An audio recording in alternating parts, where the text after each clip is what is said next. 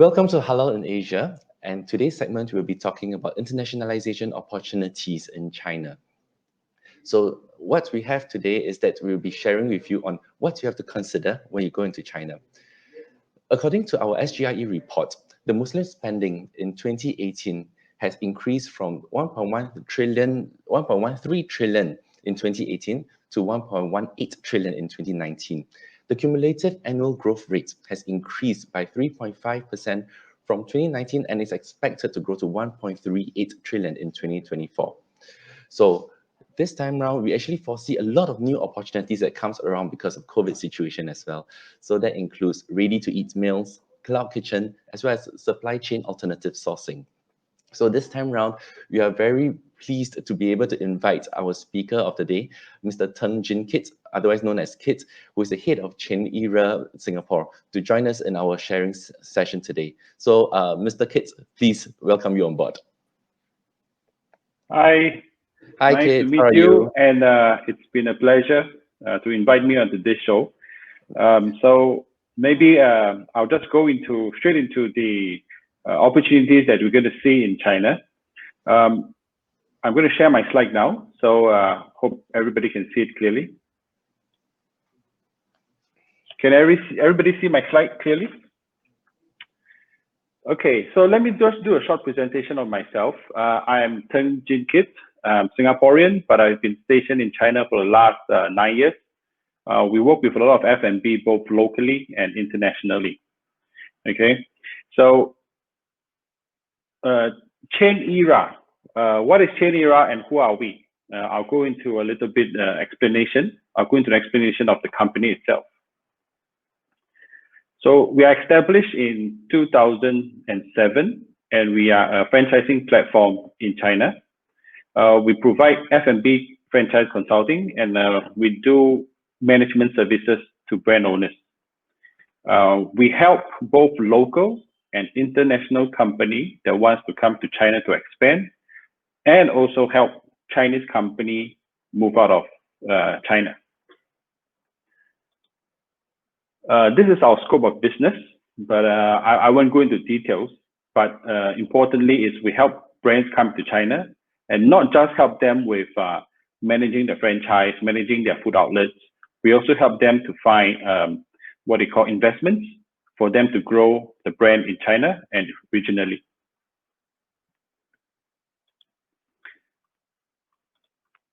This is some of the projects we have done. I think the brands there are familiar to most people. So we actually help KFC and Pizza Hut to actually do franchise management, which means that we help them vet all their franchisees before we actually push them to the KFC headquarters, which means that we have a series of specifications or criteria that the franchisees have to meet before we actually give it them to KFC. And then we actually help KFC manage some of the operations to set up the KFC stores around China. So if you look, these are some of the more famous brands, but other than these brands, there's a lot of other local brands that we are working closely with them. Okay, so the next slide is our presence globally and in China. If you look at our China presence, right, we are only in the so-called 2 first-tier cities, which is Shanghai, Beijing, and then we move towards the inner cities where there is actually a bigger potential. If you look at the south, where it's more what they call common for Asian countries to go in, for example, like Guangzhou, Shenzhen, we are not so present in this location because it's just too competitive. So anyway, we'll explain more about it later in the slide. So these are some of our events that we do. This is the what they call a franchise conference. So the person on stage is the brand owners who comes to present about their brand, and then those off stage are the people who are interested in franchisees. So this is one of the earlier shows we have done in 2015, and we actually garnered about $2 billion in US dollars in investments between franchisees and franchisors. Not only in Nanjing, we do it all around China. So we go to Chengdu, Chongqing, Fuzhou, and we help brands actually find franchisees and also to find investors to brands. And then we also do exhibition around China. So this is a typical franchise exhibition. Look at the crowd, you'll be amazed by the number of people that comes to attend such events. It's always a very entertaining, very busy, and a very crowded place. And then once our franchisees are interested, especially in international brands, right, we actually do overseas research trip. So we actually bring them to Taiwan, to Singapore, to different countries in the world to actually visit the actual stores before we bring them into China. So these trips are also very interesting. We also do reverse, whereby there will be trips that comes to China. They look at the Chinese brands they like, and then they bring it back to their country. Coming to China, I think it's a very interesting process because you get to learn a lot. And the food technology here now, it's way, way, way more advanced. I think it's one of the most advanced country in the world to actually learn and understand and bring it back to our home country. So why is it a good time to do F&B in China? So everybody knows China has a massive population of 1.4 billion people. And the fact that the Chinese people love F&B. And they love their food. It's just like in Singapore, it's a national pastime. People can queue for hours just for a cake or for a dish. And one very good reason to open stores here is because it's very easy to find partners or franchisees, because every Chinese has a dream of being their own bosses. And franchising F&B brands is one of the most popular choices. Just to share some numbers, in 2019, F&B spending hit 4.8 trillion RMB. That's too many zeros. I can't even know. I don't even know how many zeros there are. And especially with the standard of living that's increasing in in China, people are more willing to spend on quality food and products. Actually, cities like Shanghai and in Beijing, the cost of living is very high. It could actually be more than in Singapore. So for example, a bowl of noodles for lunch will cost you about 35 RMB. That's equivalent to about $6-7. In Singapore, you still can get a bowl of noodles for maybe $3-4. So yeah, the standard of living is higher here, and it's getting more and more expensive. Okay, but although it's a big market, we still have to know that there is still very keen competition in China. So in the whole China, there's about 8 million restaurants in China, and it's attracting more and more international players here. So unlike Singapore, we have competition among ourselves. But when you're in China, the competition is with the whole world. So it's very competitive. Okay, so a lot of international brands are very attracted to come to China, and they like to come to first-tier cities like Shanghai, Beijing, Guangzhou, Shenzhen. Is this a good move? We'll discuss a bit more later on this, but it may not be the best option you have. So I just give you an example. In Shanghai, shop closure is about 120%, meaning the shop location may have changed hands twice within the same year. So therefore, it may not be the best location to be. And China being a very big country, there are actually many cities that have population of over 10 million. So you may consider this city to actually start rather than in first-tier cities. Okay, I'll just give you some quick case study. So the top few brands are international brands. I think you're very familiar with them. I'm not going to go through. Below the 3 Chinese brands are more prominent. I'll just give you an idea of what this company does. Okay, Wallace, Hualai Shi is like a KFC copycat. It's very Chinese and localized, so many people like to come to them. Next is Zhenxing Ji Pa. Ji Pa is actually a chicken chop, fried chicken chop, and they are a kiosk mode. So very small, just like Old Chunky. And then you have this Sha Xian Xiao Chi. So Saxian Shaoci is like a coffee shop that sells very simple meals, and they actually localize to every different city in China. So you have some core products, and then there's some localization to fit that city. So look at these numbers, and you will be astonished. You know, in Singapore, when we have a brand that has like 15 outlets or 20 outlets, you're like, wow, that's a lot of outlets. But if you look at the Chinese capacity, you can look at like KFC, we have 6,000 outlets. Hualaishi, Wallace, they have like 10,000 outlets. Zhenxing, the chicken chop brand, they have 16,000 outlets. And of course, Saxian Shaoci, Shanxi Delicacy, they have 80,000 outlets in China. So that is the capacity or the potential if you run your food business in China. So of course, all these are success case. And one of the most recent success cases is people like Luckin Coffee. So if you adopt well into the Chinese community or Chinese environment, you see Luckin Coffee can do 809 shops in 7 months. And they reach 2,000 stores, 2,000 stores in 14 months and have more than 3,000 stores in 2019. Now they're the biggest or the second biggest coffee brand in China. And they want to overtake to be the first, what they call exceeding Starbucks in number of stores by 2020. So this is what we call the Chinese speed. So you must have very good planning, very good strategy, and very good execution. You can grow very fast. And of course, with so much success, there are of course a lot of failures, especially for international brands. So I'm not going to go into details, but you can see from here, some of these brands are also available in Singapore. They came into China, and the date they actually get that they pull out of China.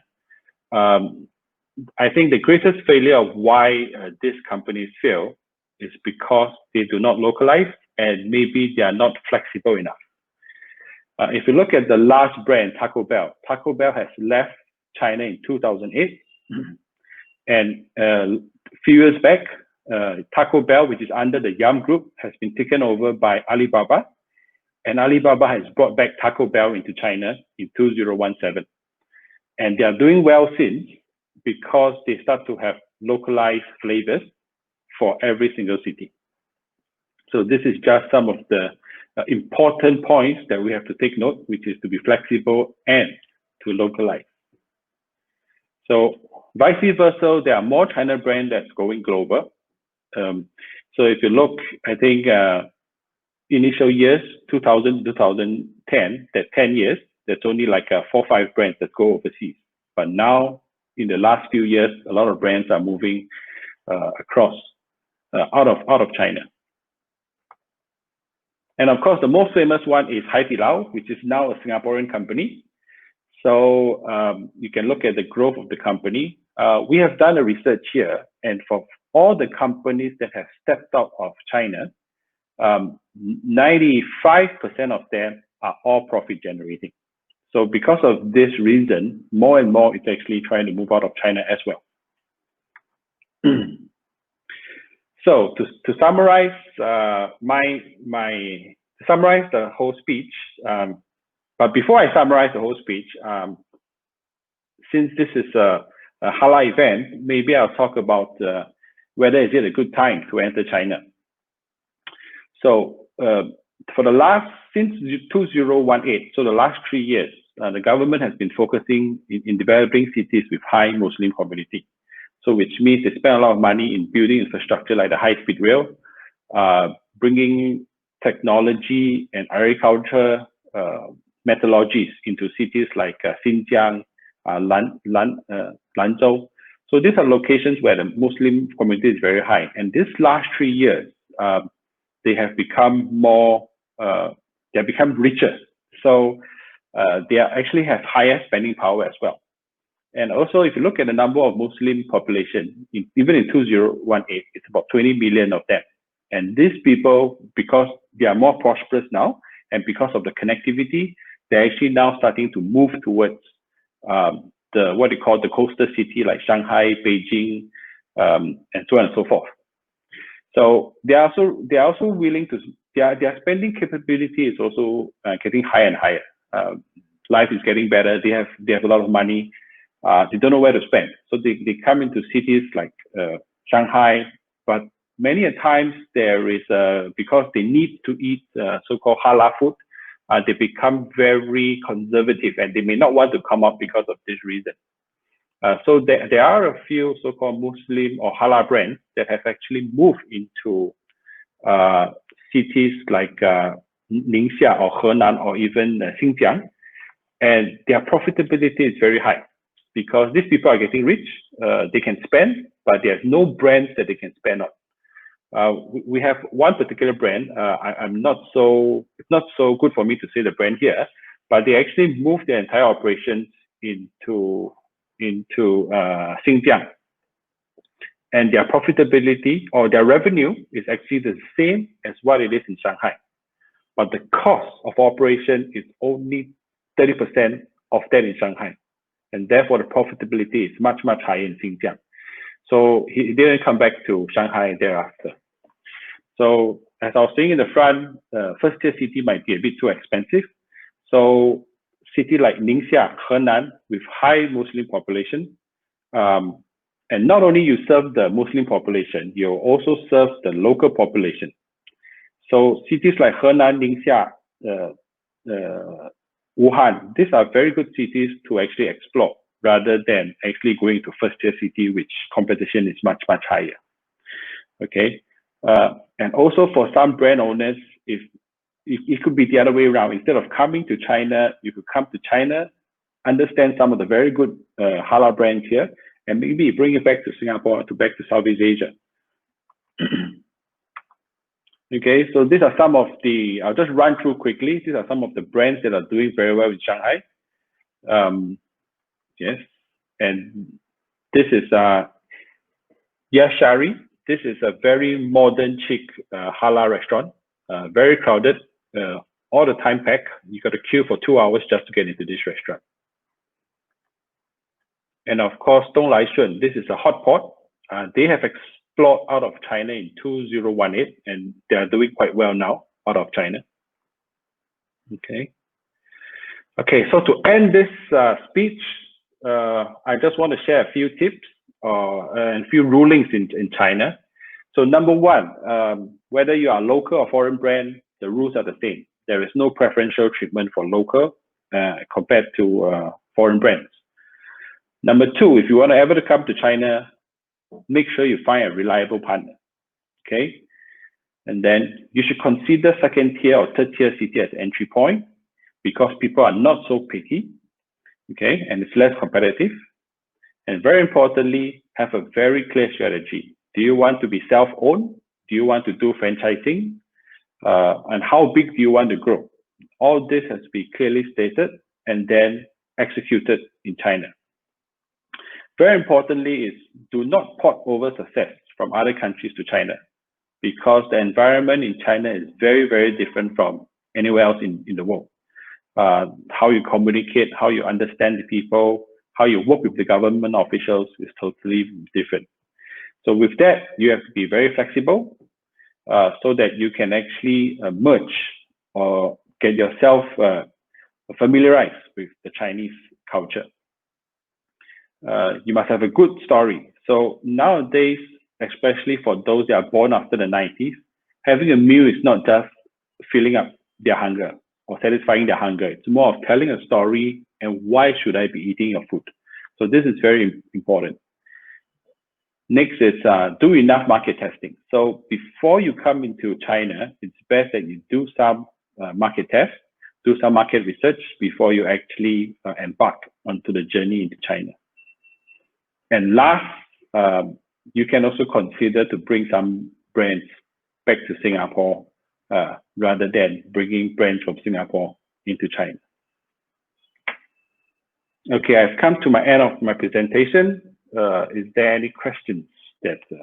So one of the things that it just comes to my mind is that actually some of have halal world travel. We work a lot with food and beverage Mm-hmm. establishments as well. So a Mm-hmm. few of the things they always talk about is that, my kind of food has two categories. One, which is Mm-hmm. very international, the Western Mm-hmm. food, the coffee joints. Mm-hmm. Another side, which is the very local, we're talking about our Mm-hmm. chili crab, our, nasi biryani, our, Mm-hmm. sometimes we even talk about, even our fried carrot cake. Food is Mm-hmm. so local, but yet now we are Mm-hmm. thinking about having to do it localized in China Mm-hmm. itself. Mm-hmm. So, how far do I go when it comes to localization? How much research do I need to do to make sure that my food is going to be something that can be accepted by the Chinese?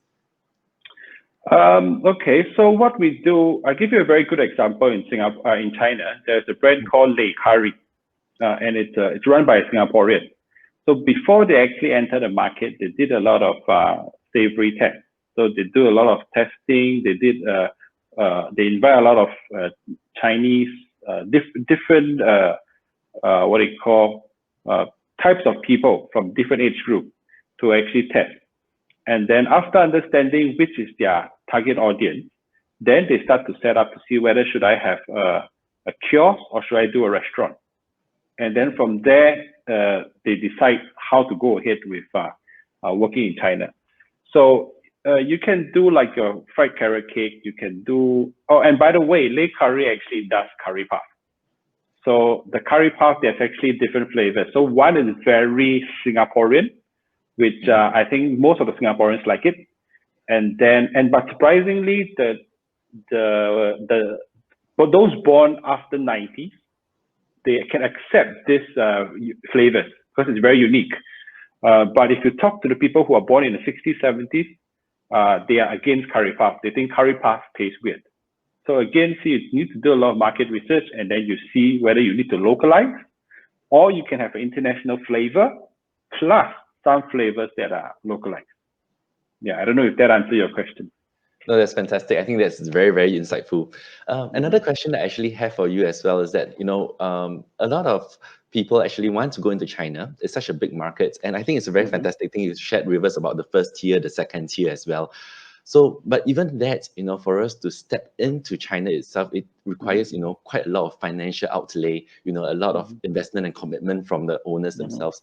So is there a way that they can actually, almost, test the market out, get their test a little bit and see whether it works for them before they actually go full force into China itself? Are there opportunities like a smaller scale and easier method for us? Okay, there's a few ways to do it.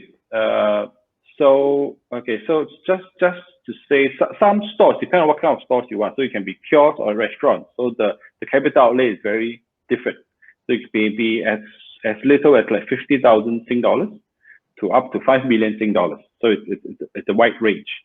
But the fact is this, before you come in, there's actually a whole range of things that we have done for other brands as well, which we actually do a lot of market testing or market research. So we actually do we set up savory testing for locals, not just in Shanghai, but we do it in maybe in Shanghai, in Beijing, in Wuhan, in Zhengzhou. So we actually run a whole test to do savory testing. And then not only on savory, then we'll do on visual testing as well. So if you have done if you have all your what you call visual design, we actually show it to all the customers of different age group, and then they will actually give us feedback. So we do a multiple test, whether it's in savory, visual, storytelling, so on and so forth, before we actually say we give you a go ahead whether to come into China. So maybe doing something like that doesn't cost too much money. You can actually, it's actually a so-called safety measure. You can actually do this market research first, ensure that your product is actually receptive in China before you head into China. So we can actually provide that services for you guys. Fantastic. Well, that's a very, very good relief for a lot of us, actually. So to summarize the whole thing, I think we've learned a few things from kids today. Number one, there's always, the difference between the first and second tier city.